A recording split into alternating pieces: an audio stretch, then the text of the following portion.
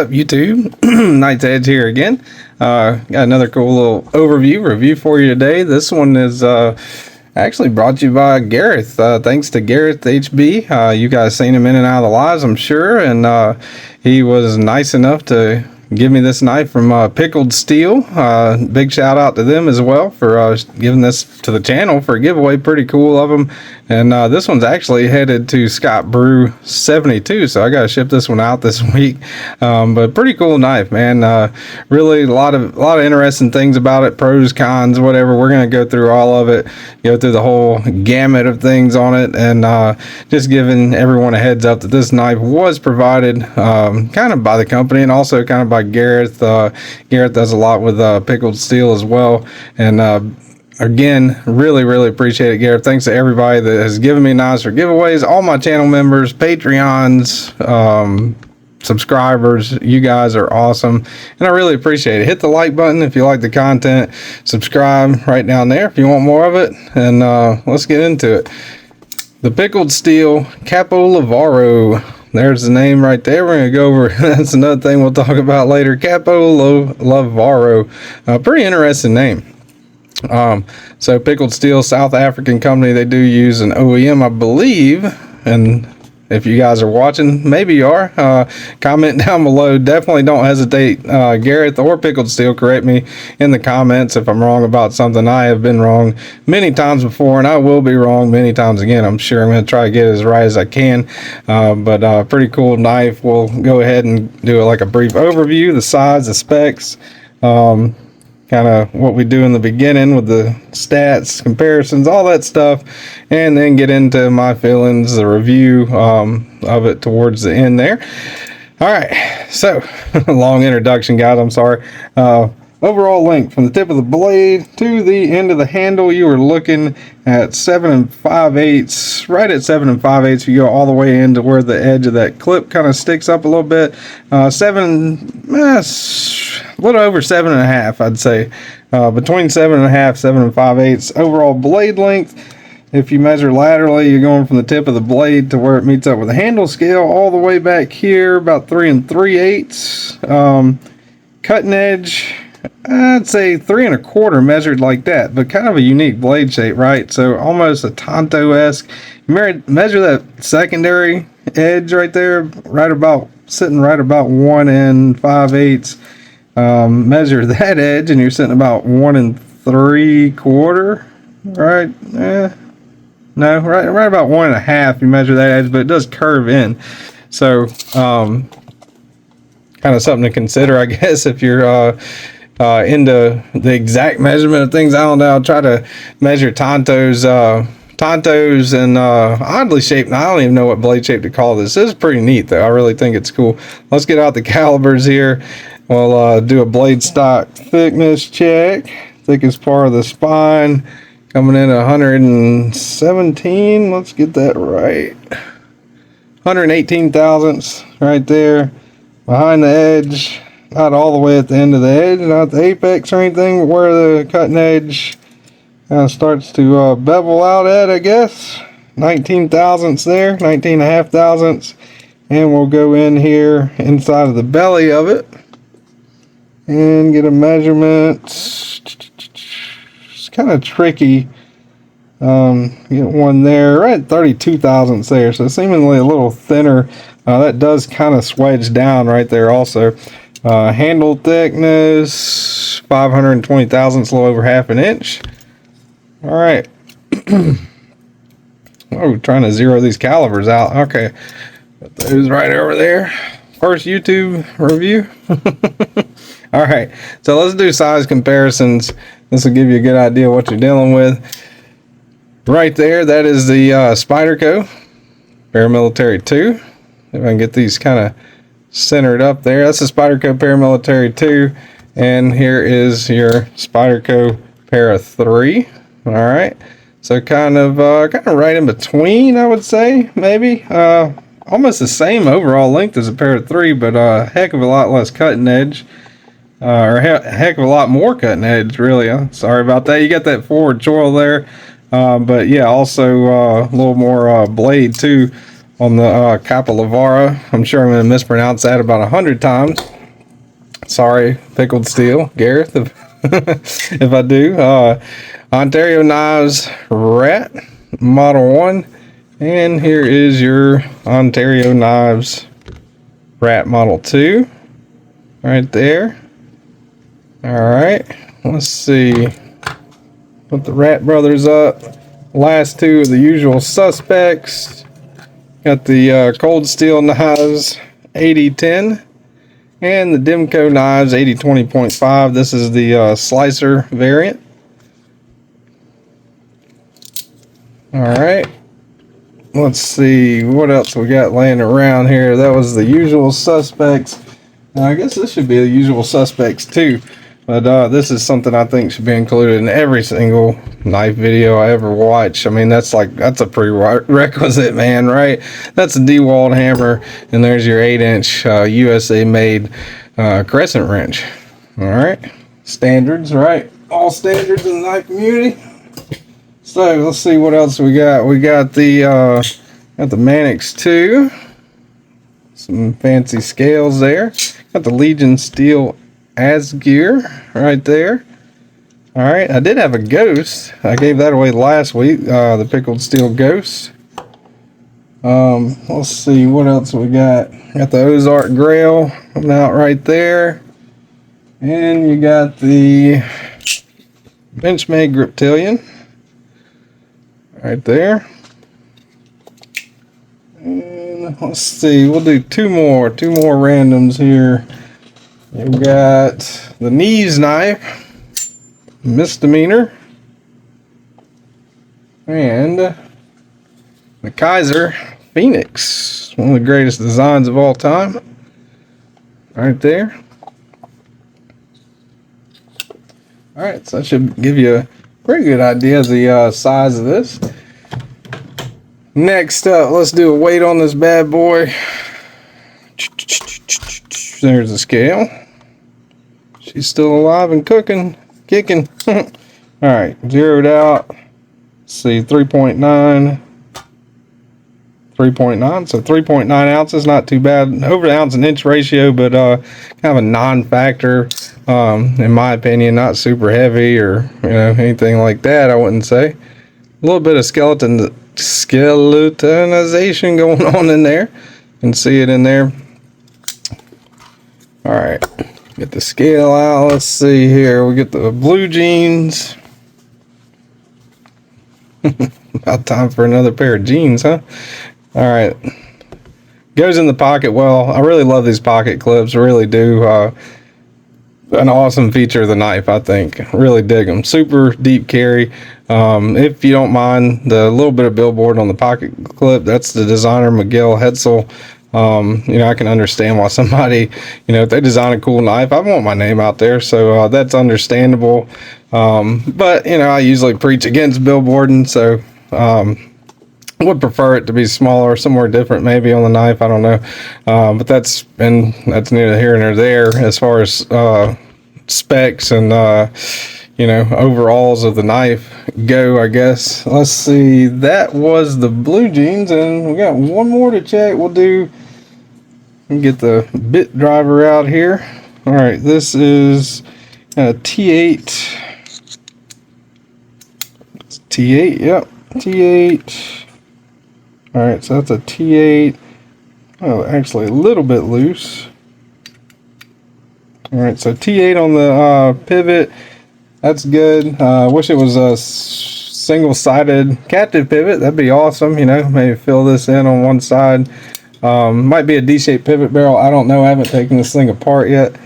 Let's see. We'll do screw check on that. That is a T6. So T6 on the body, T8 on the pivot, and the scale. Scale is also a T6. So really wish they'd moved a T8 all the way around. That'd be awesome. And single-sided captive pivot would be awesome, but no big deal there. Not a whole lot of hardware on this one. Pretty basic as far as the internals and everything. Is a liner lock.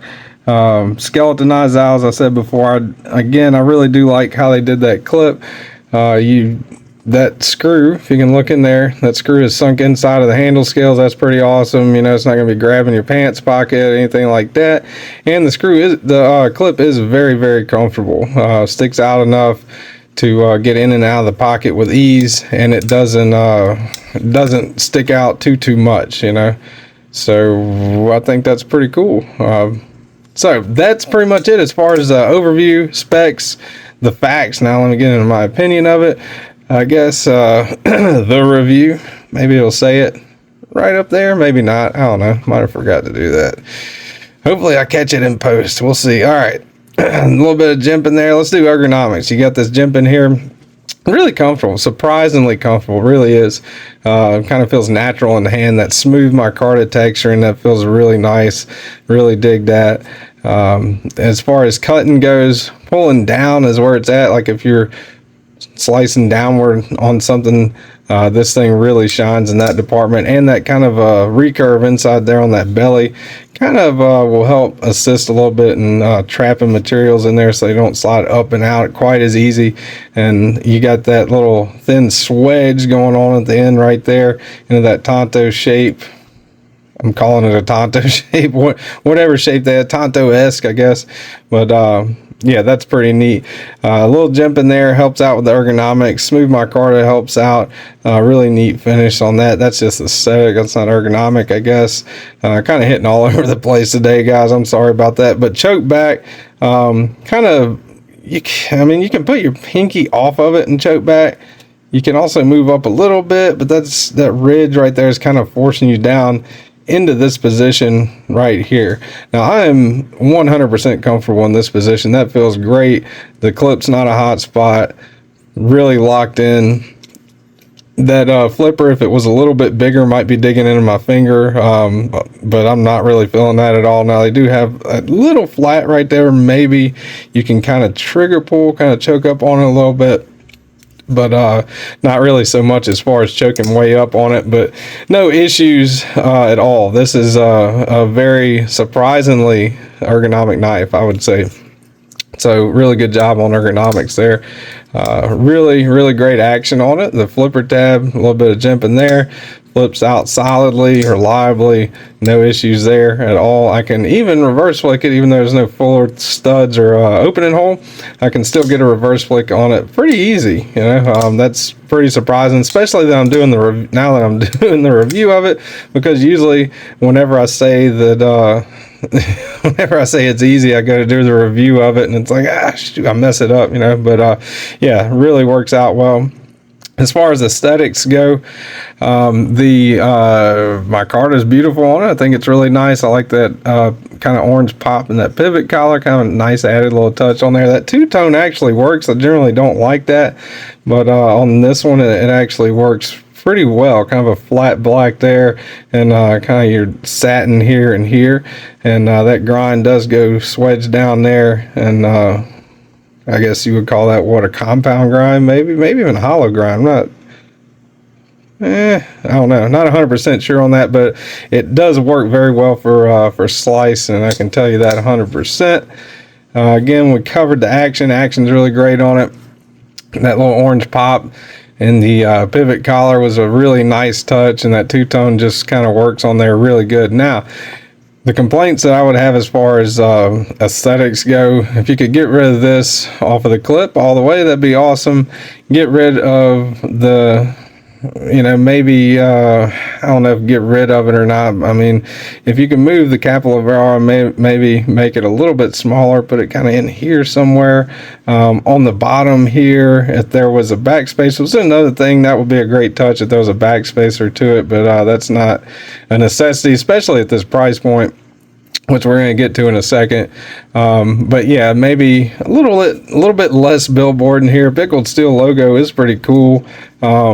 Just that logo on the front there, and maybe a little bit smaller D2 would be I would say that would be satisfactory. Not you know, Miguel Hetzel sticking out of your pocket on the clip, hanging out there, and the big Capolavoro there. Maybe kind of figure out something. You can even hide it inside the liner, inside the backspacer, on the bottom side of the flipper. A lot of different stuff you could do with that, but not really like a deal breaker or anything like that. Definitely something that I know I'm not the only one that that thinks this way. Maybe I am, but yeah, that is, to me, in my opinion, something that could be a little bit better, but not really a huge issue at all. The body hardware, you know, that could be T8. That would be awesome to use one bit driver to take it apart. If they use a full captive pivot, that would be awesome. Now, I'm sure it does have a D-shaped pivot barrel in there. Hopefully, maybe not, but if they do have a D-shaped pivot barrel in there, that will give you the captive pivot, but single-sided would be pretty awesome too. That would, just looking at it, you'd know it was a captive pivot, right? So yeah. What else? You got the lanyard hole right there. I'm not a lanyard fan, but it is available. It is right there, and it is out of the way. It doesn't knock your clip up or down. It doesn't mess with the position of the pocket clip. That's pretty awesome.